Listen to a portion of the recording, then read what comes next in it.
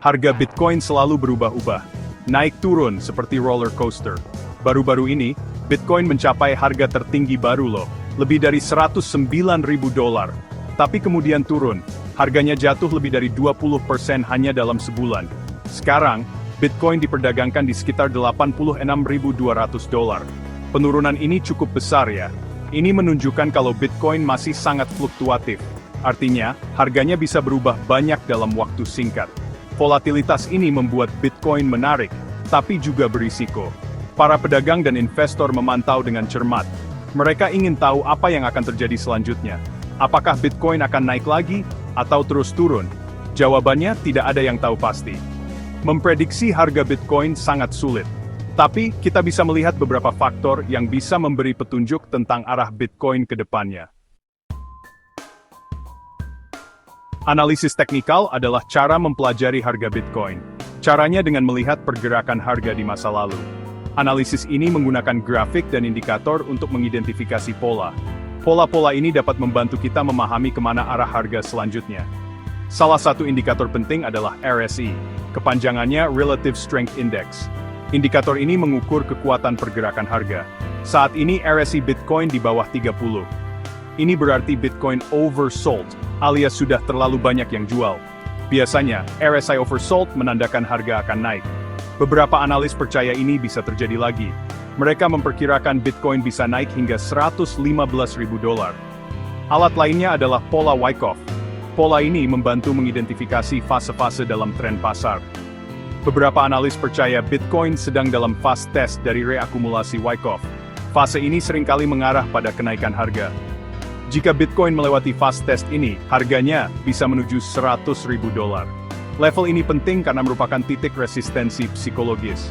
Melewati titik ini bisa menandakan tren naik yang baru. Tidak semua orang optimis tentang masa depan Bitcoin.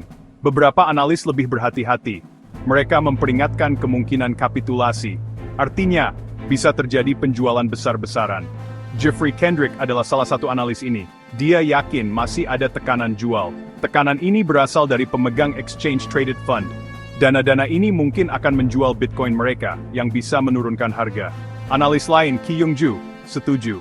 Dia bilang penurunan 30% dari harga tertinggi sepanjang masa mungkin terjadi. Ini umum terjadi di pasar Bitcoin yang sedang naik.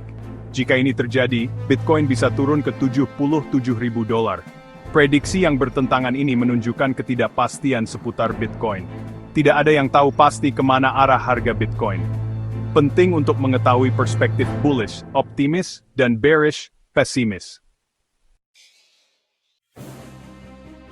Bitcoin adalah mata uang digital yang terdesentralisasi. Artinya, tidak ada satu entitas pun yang mengendalikannya.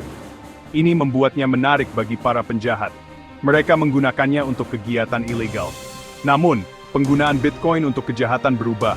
Penjahat mulai beralih dari Bitcoin. Mereka menggunakan stablecoin. Stablecoin adalah mata uang kripto yang dipatok ke mata uang fiat seperti dolar AS. Harganya lebih stabil, sehingga lebih cocok untuk pencucian uang. Di tahun 2024, stablecoin digunakan dalam 63% transaksi ilegal. Ini peningkatan yang signifikan. Ini menunjukkan bahwa penjahat beradaptasi. Mereka menemukan cara baru untuk menggunakan mata uang kripto untuk kegiatan mereka. Meskipun ada tantangan ini, pihak berwenang melawan balik. Mereka menindak kejahatan mata uang kripto. Mereka melacak transaksi ilegal dan berupaya memulihkan dana yang dicuri. Bagian 5. Gema masa lalu, pola historis dan pergerakan harga Bitcoin. Untuk memahami masa depan Bitcoin, kita bisa melihat masa lalu. Sejarah sering berulang di pasar keuangan. Bitcoin telah mengalami siklus naik turun sebelumnya. Pada bulan Agustus 2024, Bitcoin berada dalam situasi yang mirip. Bitcoin oversold. RSI-nya di bawah 30. Bitcoin juga membentuk pola Wyckoff. Apa yang terjadi selanjutnya? Harga Bitcoin melonjak dari $53.400 menjadi $74.000. Ini peningkatan yang signifikan. Pola historis ini memberi kita harapan. Ini menunjukkan Bitcoin bisa bersiap untuk tren naik lagi. Namun, penting untuk diingat bahwa masa lalu tidak menjamin masa depan. Harga Bitcoin dipengaruhi oleh banyak faktor yang terus berubah. Bagian 6. Pola Wyckoff. Potensi peta jalan untuk masa depan Bitcoin. Pola Wyckoff adalah alat analisis teknikal. Alat ini membantu pedagang mengidentifikasi fase akumulasi dan distribusi. Fase-fase ini menunjukkan potensi pergerakan harga. Beberapa analis percaya Bitcoin saat ini berada dalam fase test dari pola reakumulasi Wyckoff. Fase ini penting. Jika Bitcoin berhasil menguji ulang posisi terendah sebelumnya sebagai support, ini bisa menandakan potensi tren naik. Pola Wyckoff menunjukkan target harga $100.000. Level ini signifikan karena merupakan titik resistensi psikologis. Melewati level ini bisa menarik lebih banyak pembeli, yang dapat mendorong kenaikan harga lebih lanjut. Namun, pola Wyckoff tidak selalu tepat. Penting untuk mempertimbangkan faktor dan indikator lain, termasuk sentimen pasar, berita, dan perubahan regulasi. Bagian 7, langkah Bitcoin selanjutnya, menimbang peluang. Jadi, apa selanjutnya untuk Bitcoin? Apakah akan mencapai $100.000 atau terus turun? Sebenarnya, tidak ada yang tahu pasti. Harga Bitcoin dipengaruhi oleh gabungan faktor yang kompleks. Di satu sisi, indikator teknikal seperti RSI dan pola Wyckoff menunjukkan potensi pergerakan naik. Pola historis juga menunjukkan bahwa Bitcoin telah pulih dengan kuat dari kondisi oversold di masa lalu. Di sisi lain, beberapa analis tetap berhati-hati. Mereka menunjukkan potensi tekanan jual dari pemegang ETF dan kemungkinan koreksi pasar yang lebih luas. Meningkatnya penggunaan stablecoin untuk kegiatan ilegal juga menimbulkan kekhawatiran tentang potensi tindakan keras dari regulator. Pada akhirnya, langkah Bitcoin selanjutnya akan bergantung pada faktor mana yang lebih dominan. Bagian 8, masa depan Bitcoin, menyeimbangkan inovasi dan regulasi. Masa depan Bitcoin tidak pasti. Bitcoin menghadapi peluang dan tantangan. Di satu sisi, Bitcoin semakin diadopsi secara luas. Semakin banyak bisnis yang menerimanya sebagai pembayaran.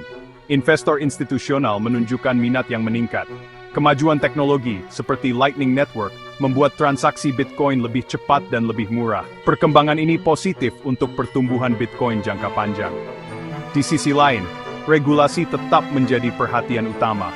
Pemerintah di seluruh dunia sedang bergulat dengan cara mengatur mata uang kripto. Regulasi yang ketat dapat menghambat inovasi dan pertumbuhan Bitcoin. Namun, regulasi yang jelas dan seimbang juga dapat memberikan legitimasi dan stabilitas yang sangat dibutuhkan pasar. Masa depan Bitcoin kemungkinan akan bergantung pada menemukan keseimbangan yang tepat antara mendorong inovasi dan menerapkan regulasi yang masuk akal.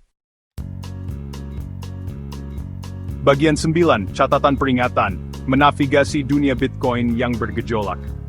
Bitcoin adalah aset yang menarik dan berkembang pesat. Bitcoin berpotensi merevolusi sistem keuangan. Namun, penting untuk diingat bahwa Bitcoin masih dalam tahap awal perkembangan. Harganya sangat fluktuatif. Berinvestasi di Bitcoin memiliki risiko yang signifikan. Penting untuk melakukan riset menyeluruh, pahami risikonya. Jangan pernah berinvestasi lebih dari yang Anda mampu untuk kehilangan. Pertimbangkan untuk meminta saran dari penasihat keuangan yang berkualifikasi sebelum membuat keputusan investasi. Analisis ini hanya untuk tujuan informasi, bukan saran keuangan. Selalu lakukan riset sendiri, dan buat keputusan yang terinformasi.